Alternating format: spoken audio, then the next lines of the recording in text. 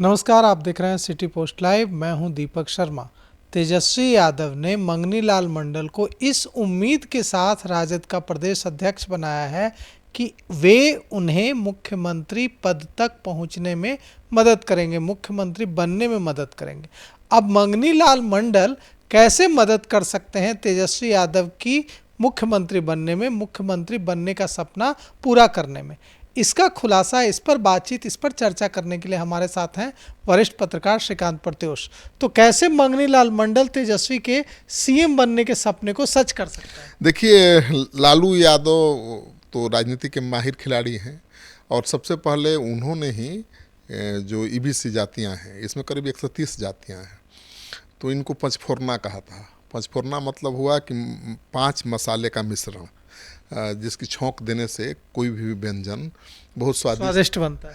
तो उनका कहना था कि जिस तरह से किसी भी व्यंजन को पंचफोरना स्वादिष्ट बना देता है, उसी तरह से ईबीसी का जो पंचफोरना है, मतलब ईबीसी जातियों का समूह, ये किसी भी गठबंधन को ताकतवर बना देता है। तो लालू यादव की बातें अच्छी लगी ईबीसी समाज को कि भाई हमारी बात कर रहा है, और उनका साथ में मिला। और लालू यादव के साथ तो पहले से ही मुस्लिम थे जो 14% थे, 15% यादव भी उतने ही थे, तो 28% तो सॉलिड वोट बैंक था।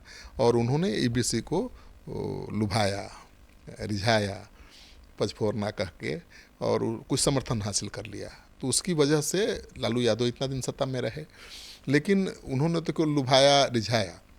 नीतीश कुमार ने क्या किया कि पंचफोरना को अपना वोट बैंक बना लिया, क्योंकि नीतीश कुमार जिस समुदाय से आते थे, या नीतीश कुमार को किसी बड़े समुदाय का समर्थन नहीं था। उनकी जाति के लोग कितने थे? 2%। तो उन्होंने ईबीसी पर फोकस किया और ईबीसी के लिए कई योजनाएं शुरू की। उनके बच्चों के रहने के लिए छात्रावास, पढ़ने के लिए छात्रवृत्ति, उनके लिए कल्याणकारी योजनाएं, उनको कौशल प्रशिक्षण देना। तो कई सरकारी कल्याणकारी योजनाओं की शुरुआत करके नीतीश कुमार ने उनको अपना बना लिया, एक निश्चित वोट बैंक बना लिया।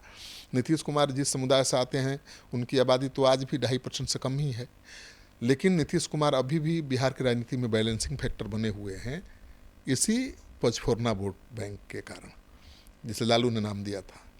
कितना सुंदर नाम दिया था, पंचफोरना है।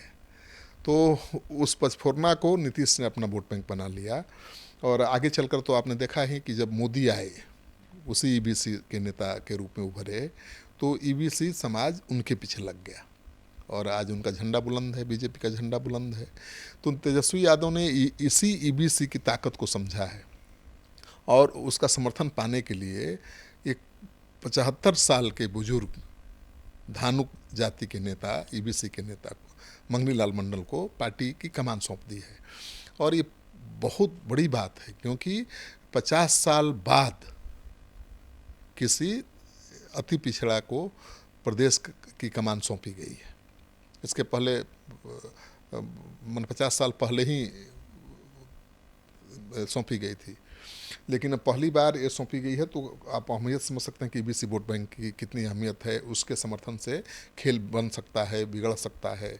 तो तेजस्वी यादव की नज़र उसी ईबीसी वोट बैंक पर है। और धानुक समाज जो है, ईबीसी में भी तो 130 जातियाँ हैं, और जब कर्पूरी ठाकुर सीएम थे तब ईबीसी की बात सामने, पहले तो ईबीसी कोई बात करता ही नहीं था, लेकिन जब कर्पूरी ठाकुर सीएम बने तो उन्होंने 1971 में एक पिछड़ी जातियों के सामाजिक, आर्थिक, शैक्षणिक, व्यावसायिक स्थिति का जायजा लेने के लिए एक मुंगेरी लाल आयोग का गठन किया।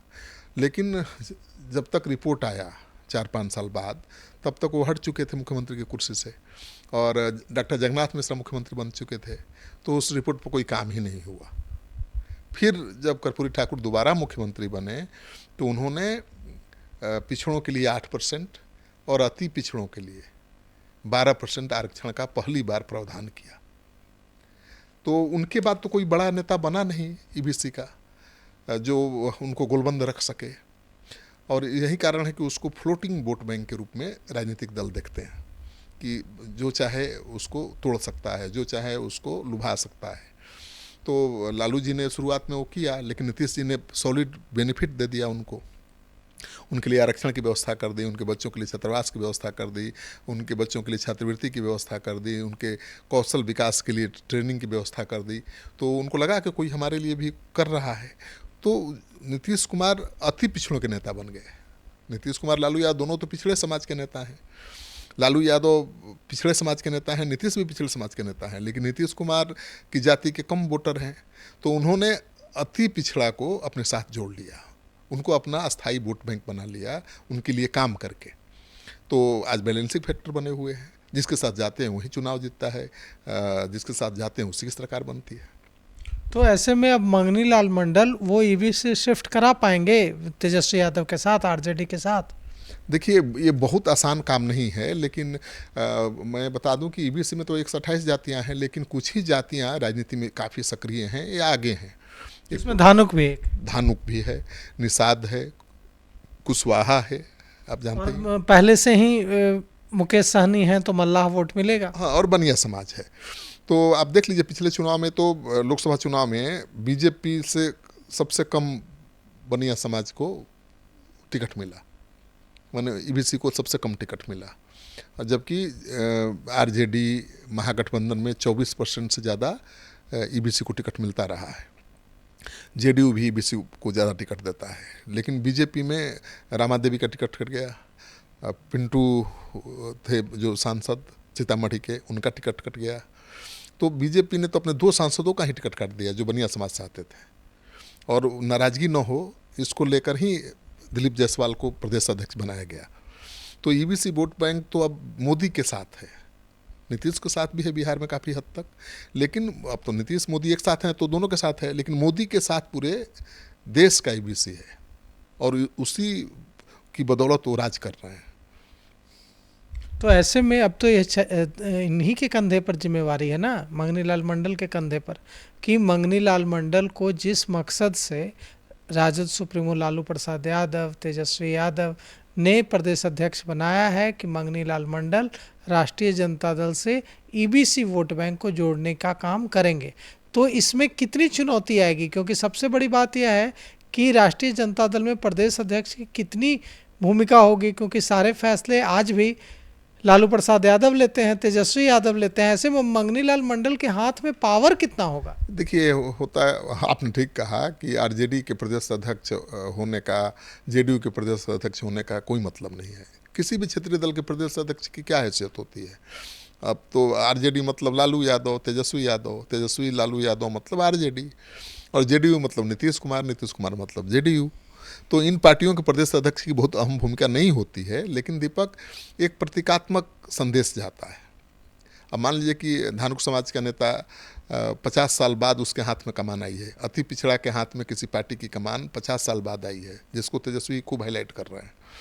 तो ये बड़ी बात तो है, उनको लग रहा है कि भाई कि हमको बहुत महत्वपूर्ण राजनीतिक जिम्मेवारी दी गई है।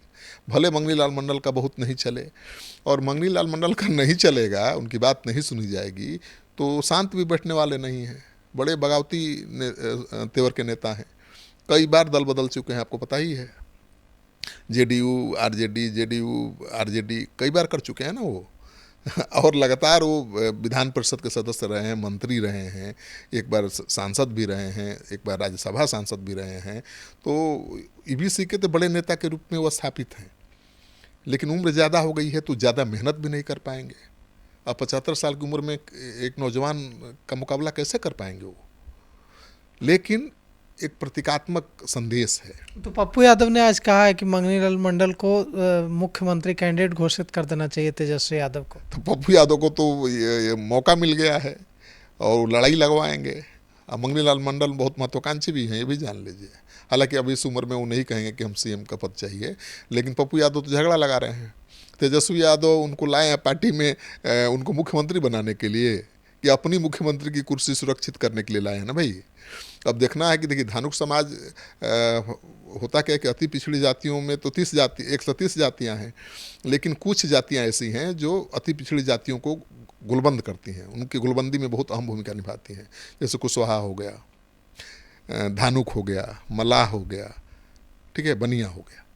तो इनके पीछे अति पिछड़ा समाज चलता है। एक ज़माने में जय नारायण निषाद मल्लाहों के बड़े नेता हुआ करते थे। आज की तारीख में मुकेश सहनी बड़े नेता के रूप में उभरे हैं। उस जमाने में कर्पूरी ठाकुर जो आते थे ठाकुर समाज से, नाई समाज से, वो अति पिछड़ों के बड़े नेता हुआ करते थे, लेकिन उनके बाद उनके कद का कोई नेता ही नहीं हुआ।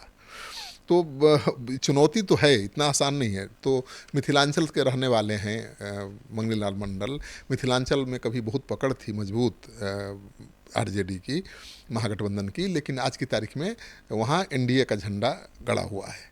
तो मिथिलांचल में कम से कम वो ज़्यादा से ज़्यादा प्रभाव दिखा पाएँ, महागठबंधन को फ़ायदा पहुँचा पाएँ, इससे भी बहुत तस्वीर बदल जाएगी। पिछले चुनाव में कितने वोटों से हारे थे तेजस्वी यादव? महज 15,000 वोटों से। अगर 15,000 और ज़्यादा वोट आ गए होते तो शायद मुख्यमंत्री रहते हो। कुछ मैंने 115 सीटों तक तो पहुंच ही गया था महागठबंधन। एनडीए 125 तक पहुंचा था, क्योंकि नीतीश कुमार की पार्टी 43 पर सिमट गई थी। तो लड़ाई तो बहुत नेक टू नेक थी ना। तो तेजस्वी यादव अगर सफल रहे, कामयाब रहे अति पिछड़ा वोट बैंक में सेंधमारी करने में, जैसा कि लोकसभा चुनाव में दिखा है, उनको फ़ायदा मिला है। कुशवाहा समाज के 7 उम्मीदवारों को महागठबंधन ने उतारा था, 2 जीत गए। तो अगर उनको ये मौका मिल गया, उनको सफलता मिल गई अति पिछड़ों की गोलबंदी में, कुछ हद तक ही, भाई 36% है, उसमें 10 ही % आ जाए तो तेजस्वी यादव का काम बन जाएगा। लेकिन ये बहुत आसान नहीं है। कितना सफल होंगे मंगनी लाल मंडल तो चुनाव के बाद पता चलेगा। और आप एक चीज़ और जानना जरूरी है कि बिहार में दलितों के लिए आपको पता ही है कि 6 सीटें रिजर्व हैं, जिनमें से 5 सीटें एनडीए के खाते में है। एनडीए के जो सहयोगी दल हैं, बीजेपी, जेडीयू, उनके खाते में है। और 1 सीट है कांग्रेस के पास, सासाराम के सीट, जहाँ से कांग्रेस मनोज राम कांग्रेस के सांसद हैं।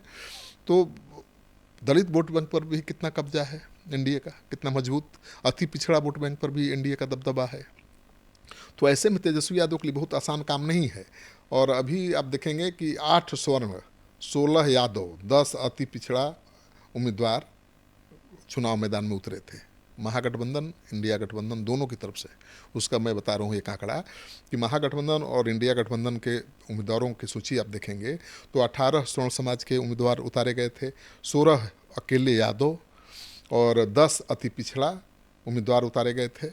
और जीते थे 12 स्वर्ण, 6 दलित, 2 अल्पसंख्यक और 20 एमपी पिछड़ी अति पिछड़ी जातियों के थे हैं। तो जितना उनकी भागीदारी होनी चाहिए, जितनी उनकी हिस्सेदारी होनी चाहिए अति पिछड़ा समाज की, वो अभी नहीं मिल पाया है। बढ़ा है पहले से, लेकिन उसको और बढ़ाने की ज़रूरत है। और मंगनी लाल मंडल जैसे अति पिछड़ा नेता महत्वपूर्ण कुर्सी पर बैठेंगे तो अति पिछड़ा समाज ये उम्मीद करेगा कि उनकी राजनीतिक भागीदारी बढ़ेगी, सत्ता में उनकी भागीदारी बढ़ेगी और चुनाव में भी उनकी भागीदारी बढ़ेगी। अब तेजस्वी यादव ने उनको अध्यक्ष तो बना दिया है, कितनी उनको छूट देते हैं पार्टी के लिए काम करने का, उनके फैसलों को कितनी अहमियत देते हैं, इस सब पर निर्भर करेगा रिजल्ट। क्योंकि मंगनी लाल मंडल ऐसे नहीं है कि उनको आप कठपुतली बना के घुमाते रहिएगा, तुरंत विद्रोह कर देंगे। उनको जेडीयू छोड़ते देर नहीं लगी, आरजेडी में तो छोड़ते हुए कितनी देर लगेगी। तो लेकिन ये ट्रम्प कार्ड है, तेजस्वी यादव का मास्टर स्ट्रोक है। और इससे बेचैनी तो बढ़ी है सबकी, क्योंकि 36% में 10% भी उन्होंने तोड़ लिया तो खेल बिगड़ जाएगा। तो मंगनी लाल मंडल ईबीसी वोट कितना ट्रांसफ़र करा पाते हैं, लेकिन सबसे बड़ी बात यह है कि तेजस्वी यादव और लालू प्रसाद यादव से काम करने की कितनी स्वतंत्रता मिल पाती है मंगनी लाल मंडल को। क्योंकि जब कोई ईबीसी का नेता प्रदेश अध्यक्ष की कुर्सी पर बैठा है तो ईबीसी नेताओं, कार्यकर्ताओं को भी उम्मीद होगी कि हमारा प्रदेश अध्यक्ष हमें टिकट दिलाएगा, हमारी बातों को रखेगा, हमें पार्टी में महत्वपूर्ण पद दिलाएगा। अब इसमें कितना अधिकार दे पाते हैं तेजस्वी यादव, लालू प्रसाद यादव मंगनी लाल मंडल को, यह देखने वाली बात होगी। तो आपको क्या लगता है, मंगनी लाल मंडल को कितनी स्वतंत्रता मिल पाएगी राष्ट्रीय जनता दल में? इसे लेकर अपने विचार कमेंट कर हम तक ज़रूर पहुंचाएं। तो फिलहाल इस खबर में इतना ही। आगे की खबरों के लिए देखते रहिए सिटी पोस्ट लाइव। शुक्रिया।